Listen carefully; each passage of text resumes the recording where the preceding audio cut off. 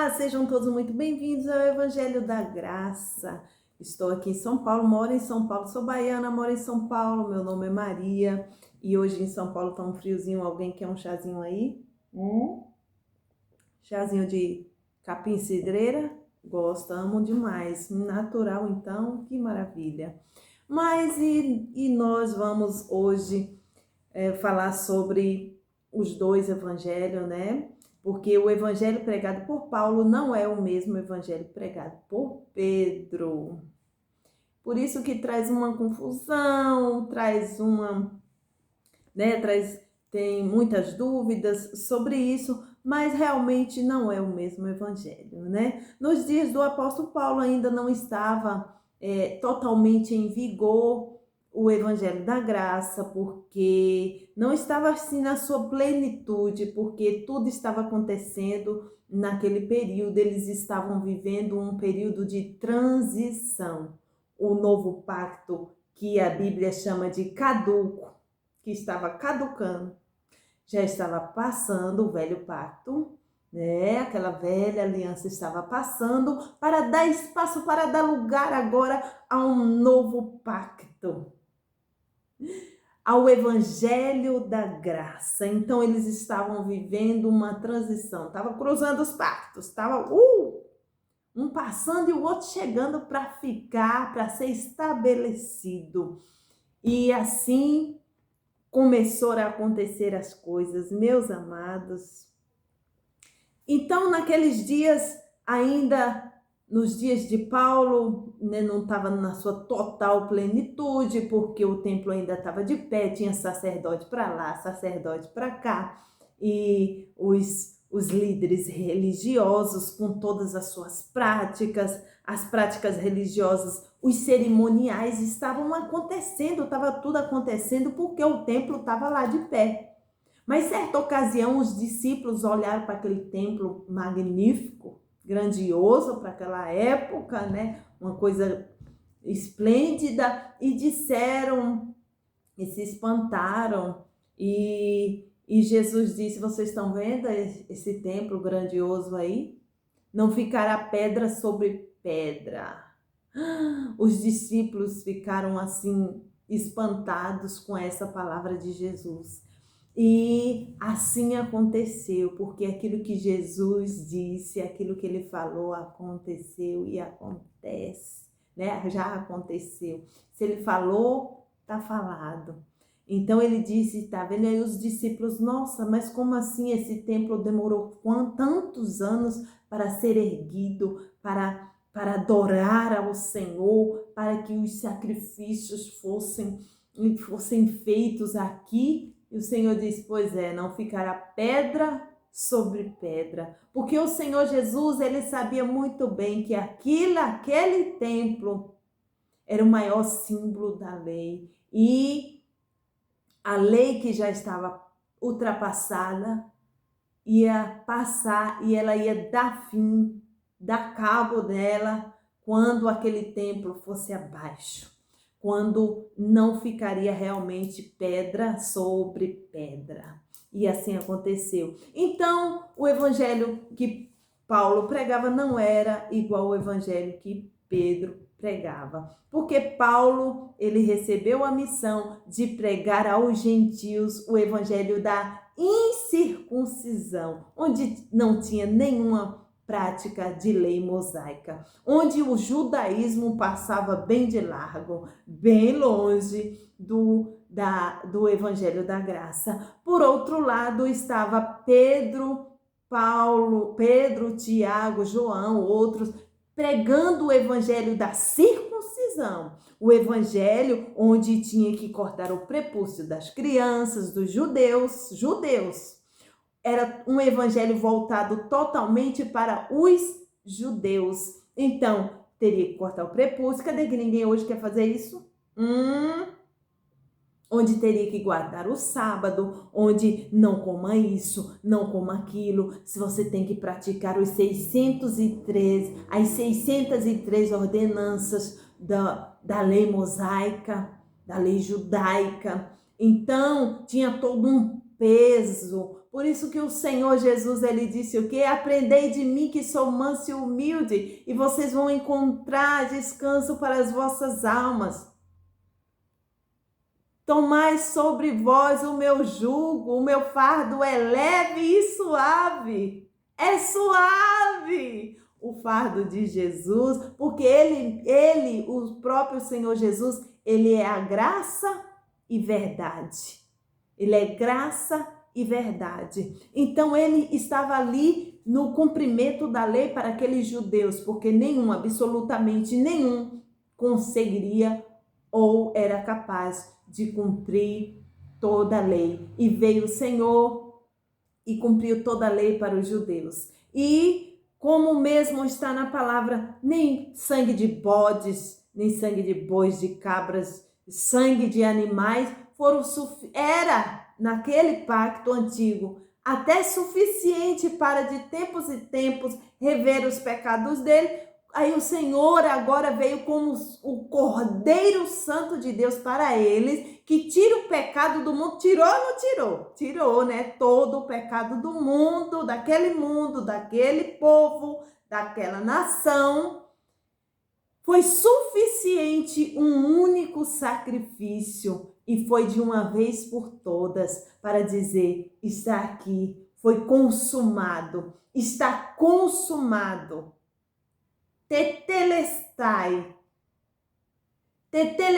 está consumado, tudo foi cumprido, não ficou nada para trás, não ficou nada para ninguém fazer, toda a honra, toda a glória é dada somente a Ele. Então veio Paulo agora com o Evangelho da Graça, onde não tinha nada de lei judaica, e eles se espantaram.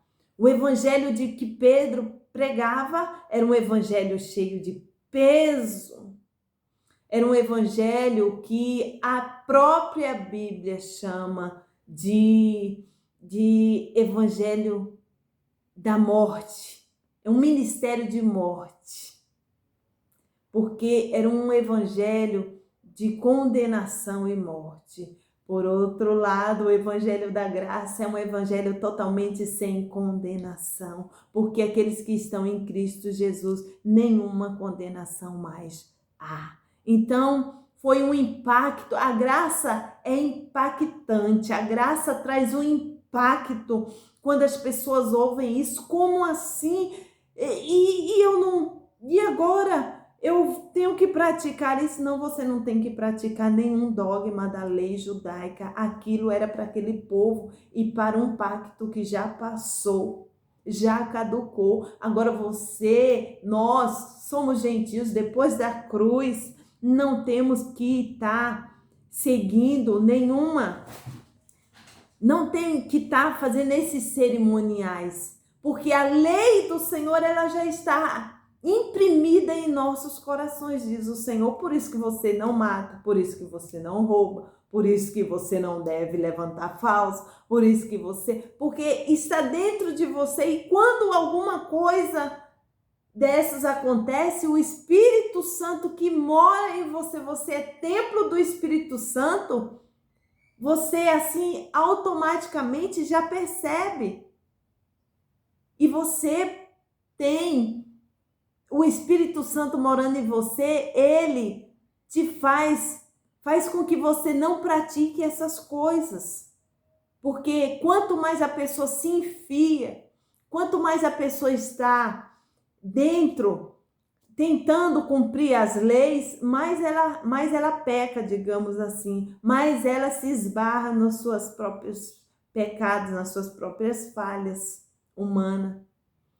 E a graça, ela nos livra de tudo isso, porque você não é mais atraído por essas coisas. Quando nós não estamos vivendo pela lei, e sim pela graça, nós não somos atraídos mais a ficar fazendo as obras da carne. As obras da carne, elas ficam quietinhas enquanto você vive no Espírito.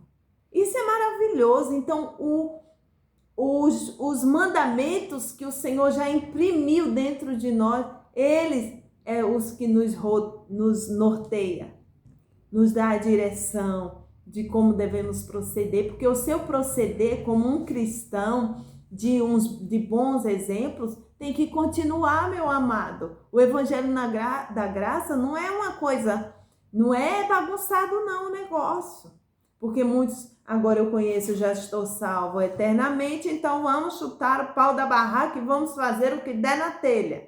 Não é bem por aí, porque a pessoa que pensa desse jeito, ela não foi liberta na sua mente. Ela está presa ainda a um ensinamento muito errado que ela teve. Então, aquela cultura que era totalmente voltada para os judeus não tem nada a ver conosco hoje. Olha o que diz aqui no livro de Gálatas 2:7. Antes, pelo contrário, quando viram que o evangelho da incircuncisão me estava confiado, como a Pedro o da circuncisão. Isso aqui era Paulo falando, que o evangelho da incircuncisão foi confiado a ele, para ele levar aos gentios. E por outro lado, estava lá Pedro com o da circuncisão, dizendo: vocês têm que praticar isso, vocês têm que fazer isso, vocês têm que guardar os 603 ordenanças da lei. Se não cumprir direitinho, vai ser apedrejado, vai ser... E tantas coisas, tinha tantas coisas. Então, e sabe o que foi acontecendo com o passar do tempo? Porque quando o templo foi destruído, não era para ninguém praticar mais dessas coisas.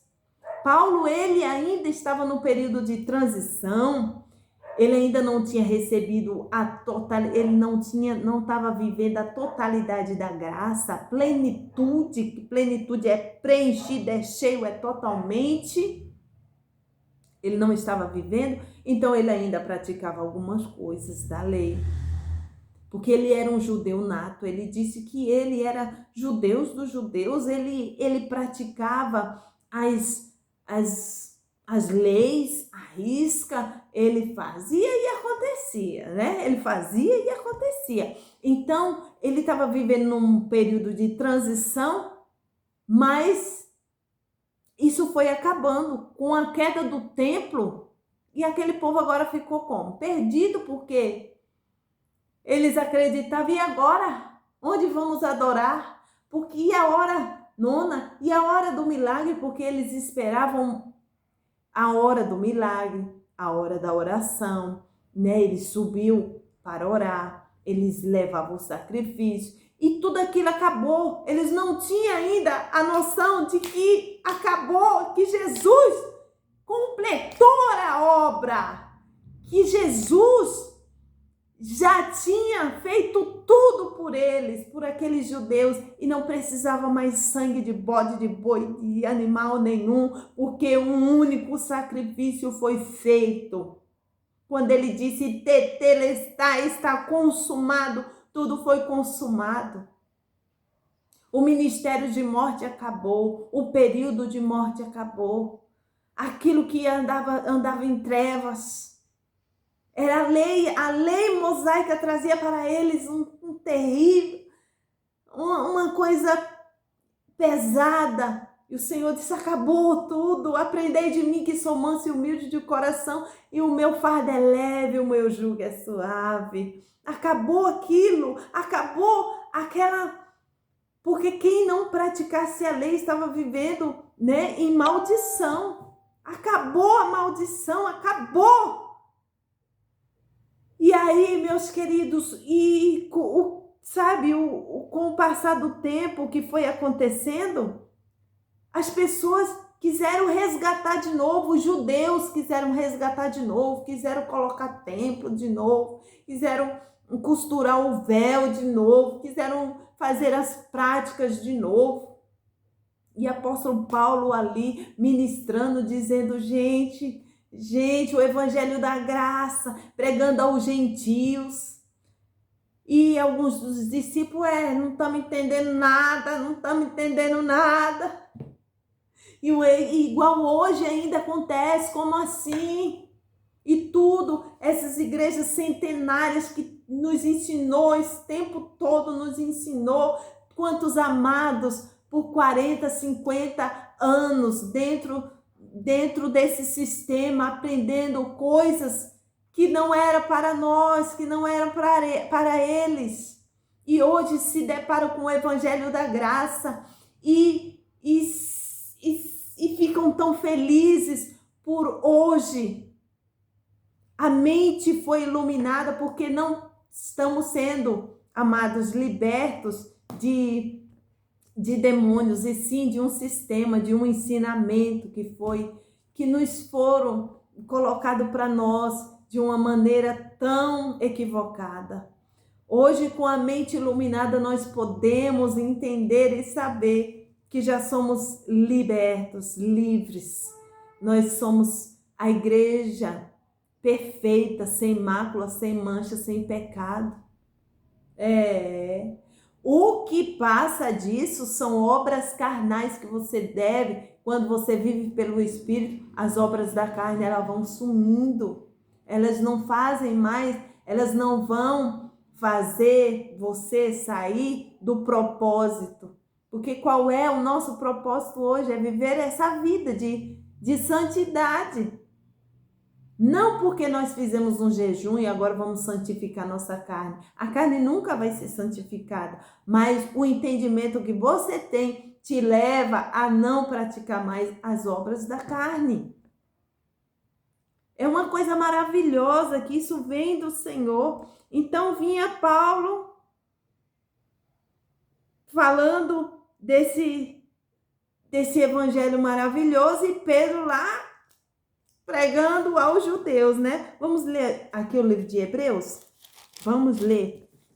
Vai abrindo comigo aí. O livro de Hebreus. Vamos ver Hebreus 10, 9, o que diz? Diz assim, ó, Hebreus 10, 9. Diz assim: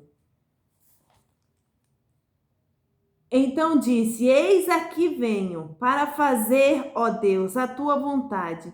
Tira o primeiro, para estabelecer o segundo. Isso era Paulo dizendo. Tirar o primeiro, tirar o quê? Tirar o pacto primeiro, que era o pacto velho, para que o novo, o evangelho da graça, fosse estabelecido. Então isso aqui era ele lá ainda falando aos hebreus, dizendo, ó Deus, então disse, ó Deus, que a tua vontade seja feita, Senhor, tira o primeiro pacto, e para que seja estabelecido o segundo pacto, que era o pacto, a nova aliança. Remove o primeiro pacto para que o segundo pacto, a nova aliança, seja estabelecida. Então, meus amados, é desse jeito que as coisas acontecem. Então, é isso, meus queridos. Não tem como nós estar querendo viver o velho pacto, sendo que ele já foi abolido, já é ultrapassado, caducou. E agora nós, os gentios então, aí é que vive essa graça maravilhosa, sem culpa, sem medo, sem lá na frente ter uma punição ou acusação para as nossas almas. Jamais.